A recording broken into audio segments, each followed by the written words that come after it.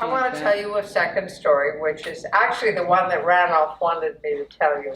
I think I'm still 8 years old. And one day my mother says, we're going to go visit some people who are friends of mine, and they have a little boy, and he's your age exactly, and he's having problems in school, getting along with the other children.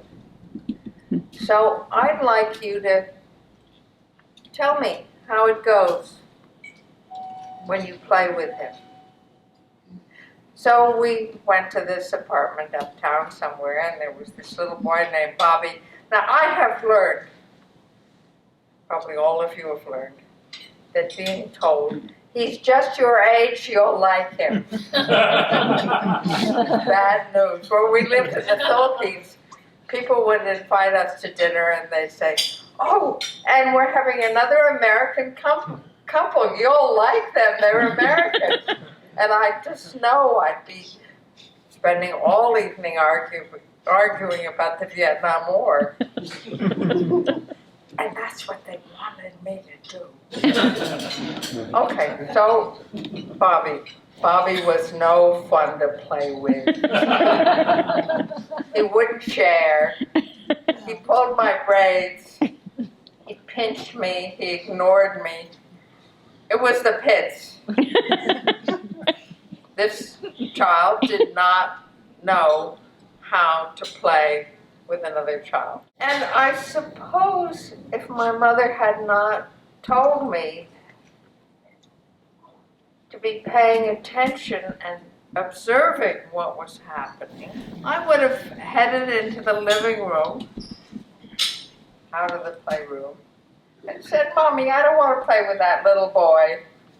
He's no fun. But she had asked me to be an observer. I think it was the first time I ever was consciously in the role of an observer. So a couple of hours later, she called me and we went out and got in a taxi cab. And she said, how did you get on with Bobby? Tell me about it. And I said, wait till we get home, and I will dictate to you about my experience of Bobby, so that if any other child has to play with a child like him, they'll have something to rely on.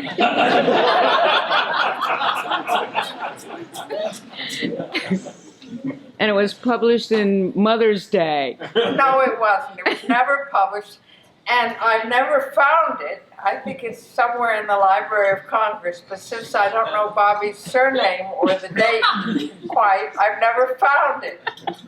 But I do remember it as an event because, just parenthetically, you know, just as it's important to read to children, it's important to take dictation. The power for a little kid of seeing your words on paper so they can then come back is incredible. And it's one way to make it a child who, you know, when you're a little kid, just shaping the letters, just writing a sentence on the page is laborious, it's an effort. But to be able to talk and have it come out on the page changes your whole sense of the written word. I've described 2 experiences where my mother put me in a situation that made me look at a system differently. And this is a basic idea for all of us when we think about the relationship between the participant in a system and observing that system. It was my first conscious experience of being in an interaction, trying to cope, trying to figure out how to interact with this difficult child, and consciously saying, I am observing this so that I can report on it. And we left, and we got a taxi cab to head down to the village. And my mother said, how did you get on with Bobby? And I said, wait till we get home, and I will dictate to you about my experience with Bobby, so that if any other child has to play with a child like Bobby, they'll have something to help them. I didn't know about publication, but it was a nice theory. It is with great pleasure, and quite frankly, I'm astounded I've been given the opportunity to do this, that I introduce to you Mary Catherine Bateson.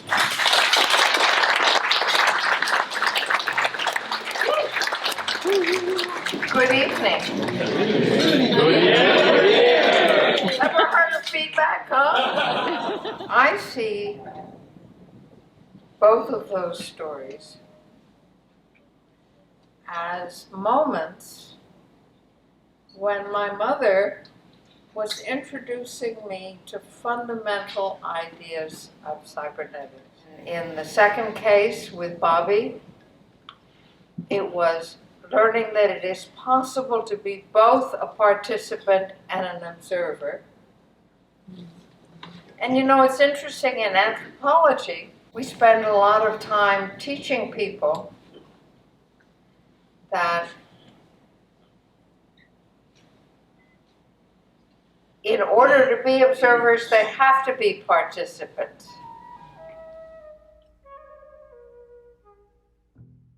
In some other disciplines, we have to emphasize to people that if you think of yourself as an observer, you better understand that you are a participant. You are having an effect on what happens. Mm-hmm. It goes in two directions. And it's that combination that is so critical to the fundamental thinking of cybernetics. Yet there is something more. I think sometimes when we talk about cybernetics, our emphasis is on the analysis of what is happening. But underneath it, there's a basic ethical thrust. I remember these stories, these two stories. There's some other stories I tell sometimes.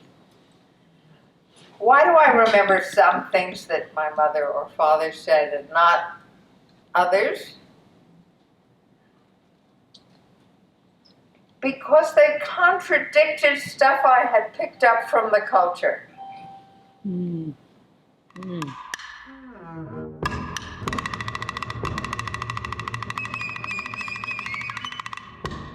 To be a participant observer is actually problematic in American society. Mm-hmm. By the age of 8, a child has picked up, has internalized the understandings of causation, of process, of fairness, of what's important, that occurred in the society. And I simply remember these events because they were events that made me move out of those assumptions.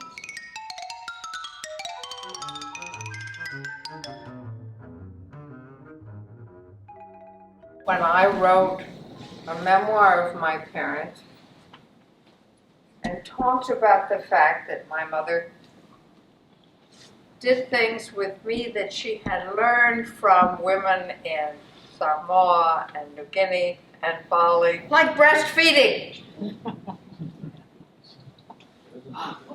which was not done in those days, Right. except among the very poor. My mother was doing things that were not done by middle-class American women, like breastfeeding. You got it. How lucky I was. How incredibly lucky to have a mother who questioned the cultural assumptions and who was able, in talking to me as an 8-year-old, about looking at human relationships and interactions in a way that was profoundly different from my classmates. It was a real shift.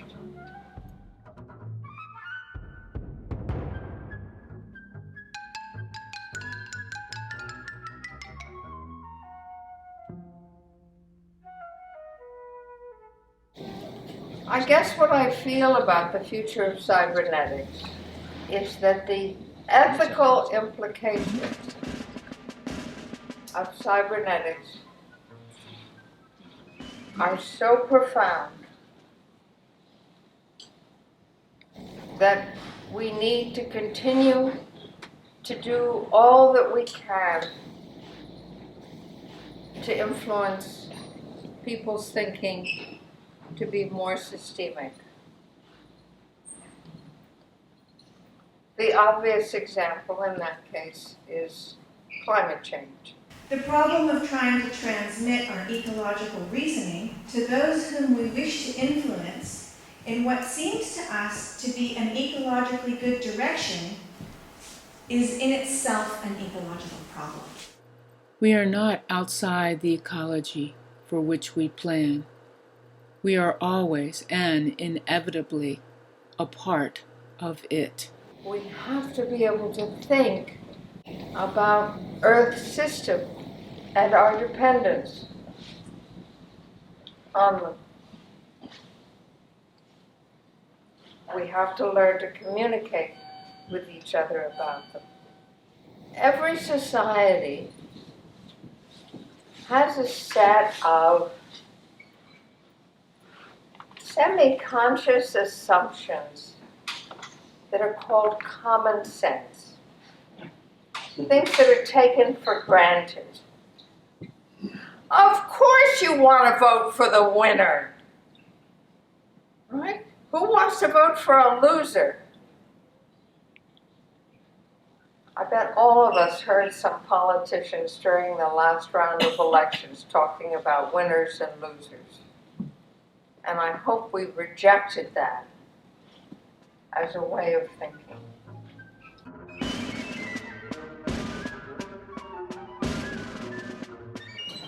What I hope for from cybernetics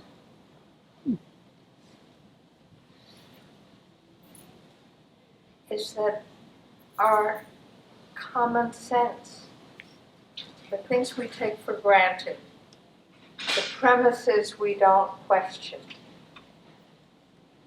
will change. And that will make it possible to work together to meet the challenges that we face as a society.